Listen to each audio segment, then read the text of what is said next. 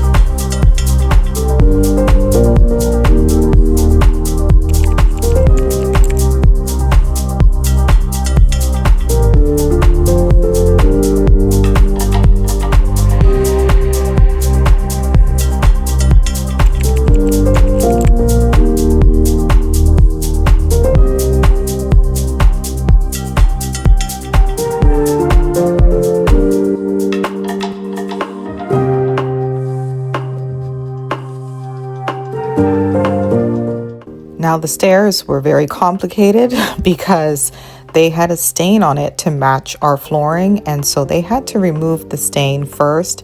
And let me tell you, these guys did an awesome job. I mean, they removed it by hand, bit by bit, and basically found a stain color to match our LVP flooring. The first stain they found, it didn't really match, so we had to keep trying, but eventually we found a color that matched the flooring to our liking.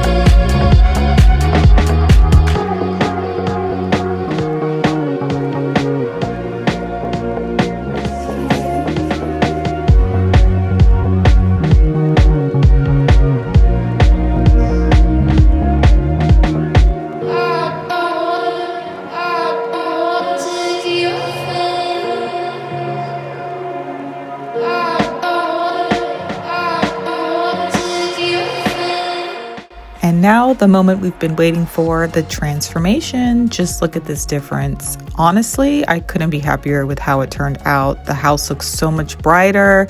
LVP just gives the space such a fresh, modern look. And best of all, it's completely waterproof. So if our toilet ever decides to flood again, at least the floors will survive. So what do you guys think? Would you go for LVP in your home? Let me know in the comments. And if you enjoyed watching this transformation, please don't forget to like, subscribe, and stick around for more home upgrades. I'll see you in the next video.